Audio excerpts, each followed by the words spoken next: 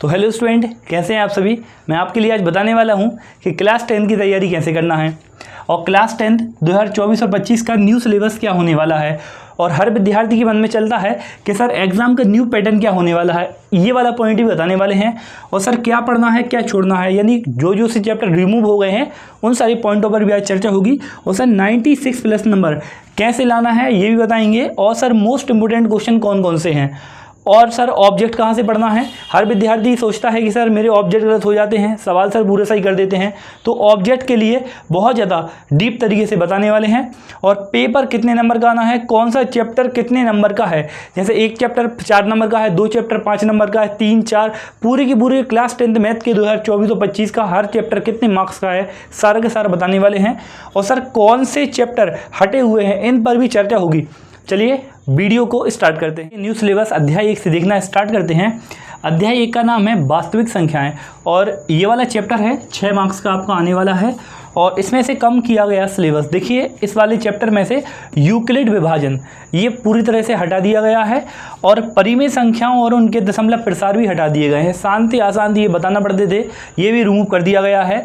और पुरानी बुक्स में जो 1.2 हुआ करता था उसके लिए 1.1 न्यू वाली बुक्स में बना दिया गया है।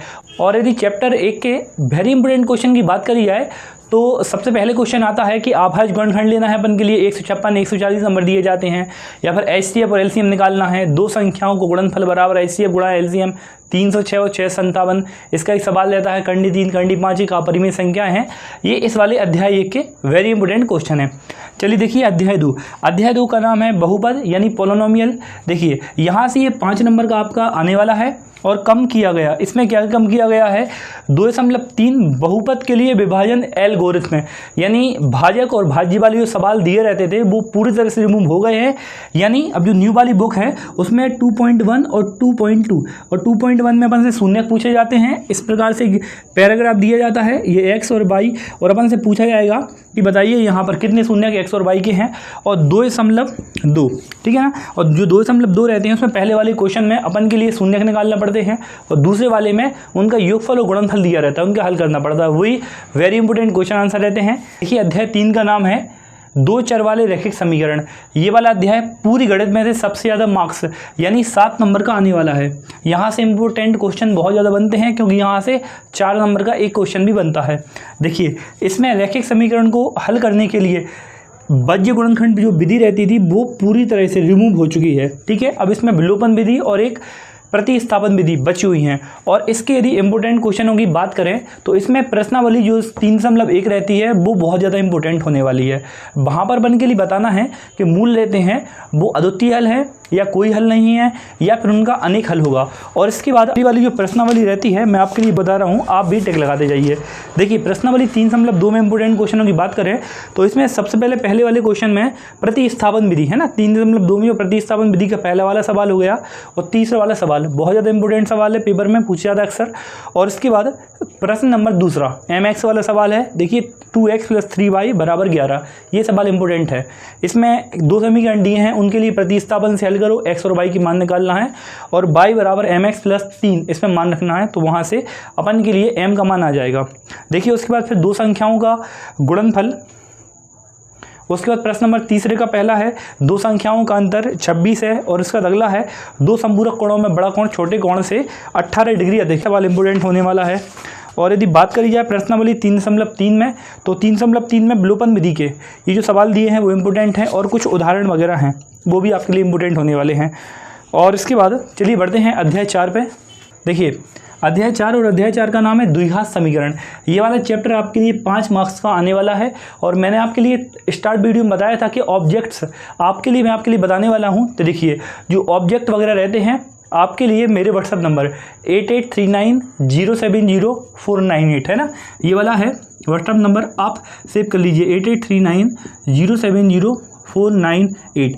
इस पे व्हाट्सअप पे हाय सर लिख के आपके लिए मैसेज करना है और मैं आपके लिए जो क्लास 10 के जितने ऑब्जेक्ट की मैंने पीडीएफ बनाए हुए हैं हर अध्याय के, आपके लिए जितने ऑब्जेक्ट हो सकते हैं इंपोर्टेंट सारे ऑब्जेक्ट मैंने वहाँ पर पूरी तरह से पीडीएफ बनाई है आपके लिए, एकदम फ्री प्रोवाइड वो पीडीएफ हो जाएगी। आपके लिए मैसेज करना है, मैं आपके लिए 5-10 मिनट के अंदर मैं वो पीडीएफ आपके लिए फ्री में सेंड कर दूँगा। ठीक है, यहाँ से आपके सारे के सारे 1 से लेकर पूरे 14 तक के पूरे ऑब्जेक्ट क्लियर हो जाएंगे। ठीक है, चलिए बढ़ते हैं अध्याय 4 की ओर।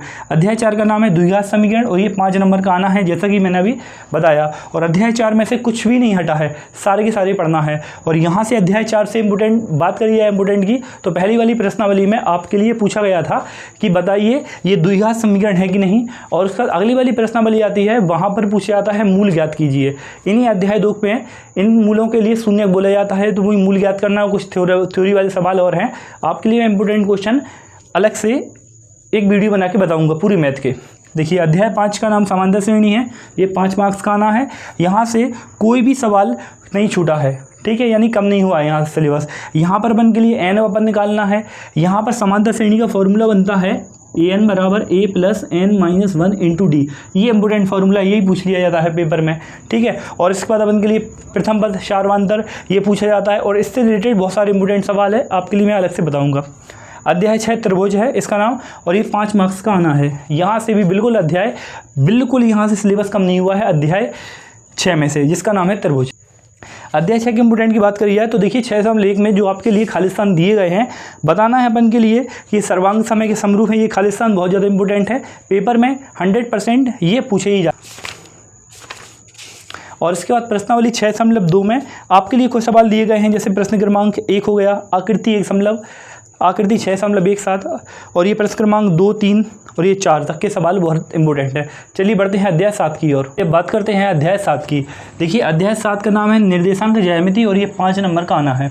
ठीक है, यहाँ से देखिए आपका जो त्रिभुज का क्षेत्रफल वाला यहाँ पर जो टॉपिक था वो पूरी तरह से क्लोज हो चुका है ना, यानी वो पूरी तरह से रिमूव हो चुका है।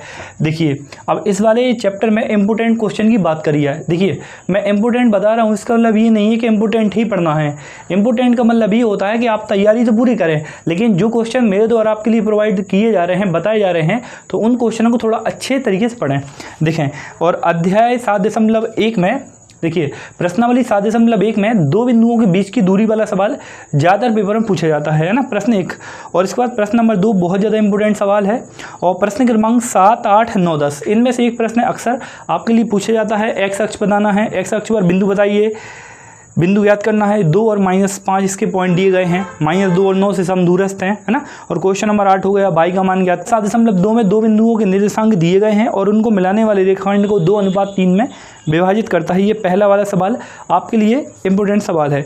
और उसके बाद क्वेश्चन नंबर 4 हो गया और 5वां सवाल, और उसके बाद 7वां सवाल बहुत ज़्यादा इंपॉर्टेंट सवाल है। चलिए इसके बाद बात करते हैं अध्याय 8 की। अध्याय 8 का नाम है त्रिकोणमिति का परिचय। इसमें 5 नंबर का आपका आना है। और ओल्ड बुक में ध्यान सुनना, जो ओल्ड बुक में आपका 8.3 था वो हट गया है, वो रिमूव हो गया है। ठीक है, और जो न्यू बुक में जो 8.3 है वो ओल्ड बुक का 8.4 था। ठीक है, यानी जो पुरानी वाली बुक में जो 8.4 था ना, वो न्यू वाली बुक में 8.3 है ना। और जो ओल्ड वाली बुक में जो 8.3 था वो रिमूव हो चुका है। और यदि त्रिकोणमिति में सबसे पहले आपके लिए फॉर्मूले तैयार कर लेना है, क्योंकि यहाँ से सही जोड़ियाँ पूछी जाती हैं। साइन 60 का मान पूछ लेंगे, कॉस 45 का मान पूछ लेंगे, टेन 45 का मान पूछ लेंगे। ये सारे के सारे जो आपके लिए टेबल बनवाई जाती है वो सारी की सारी याद करें। और इसमें बहुत ज़्यादा इंपॉर्टेंट सवाल हैं। प्रश्नावली 8.2 में, 8.1 में भी बहुत ज़्यादा इंपॉर्टेंट सवाल हैं, मैं आपके लिए अलग से प्रोवाइड कर दूंगा। और अध्याय 9 में त्रिकोणमिति के कुछ अनुप्रयोग, इसमें आपके लिए एक ही प्रश्नावली है 9.1, वहाँ पर आपके लिए 15 सवाल दिए गए हैं, आप उनके लिए तैयार करें। अच्छा, और पढ़ना कहाँ से? देखिए मैं आपके लिए क्लास 10 का न्यू सिलेबस की वीडियो डालना मैंने स्टार्ट कर दिए हैं, तो इस वीडियो के डिस्क्रिप्शन में लिंक दी गई है प्लेलिस्ट की, आप वहाँ पर आप क्लिक करें। और मैं 2025 की एक बार फिर से न्यू सिलेबस क्लास 10 का लगातार पढ़ा रहा हूँ, आप पहले वीडियो से लगातार देखें, कंटिन्यूटी बनाए रखें और कंटिन्यू के साथ तैयारी करें। मैंने आपके लिए वीडियो के स्टार्ट में बताया था कि 96+ नंबर कैसे लाना है। देखिए 96+ नंबर तभी आएंगे, पहले तो आपके लिए सिलेबस आपके लिए कंप्लीट करना पड़ेगा, यानी आप नवंबर और दिसंबर, है ना, आप नवंबर दिसंबर तक पहले सिलेबस कंप्लीट करिए और सिलेबस कंप्लीट करने के बाद हर क्वेश्चनों की प्रैक्टिस करिए। आप जितनी ज़्यादा प्रैक्टिस करेंगे, जितना प्रैक्टिस करेंगे, आपके मार्क्स में धीरे धीरे बढ़ोतरी हो जाएगी। ऐसा नहीं है कि एकदम से ही आपके नंबर बढ़ेंगे, एकदम से नहीं बढ़ेंगे। आपको धीरे धीरे लगातार प्रैक्टिस करना पड़ेगी, है ना। पहले आप सिलेबस कंप्लीट करें और उसके बाद फिर प्रैक्टिस करना स्टार्ट करें सवालों की। आपके मार्क्स आपके आप ग्रो होने लगेंगे।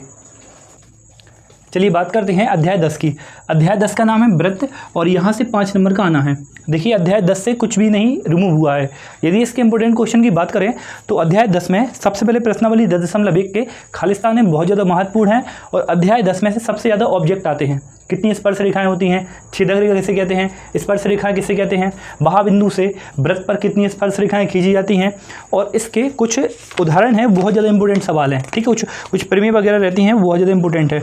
और प्रश्नावली 10.2 में आपके लिए प्रश्न क्रमांक 5वां, 4था और 6वां सबसे ज़्यादा इंपॉर्टेंट सवाल है और 7वां सवाल भी आपके लिए।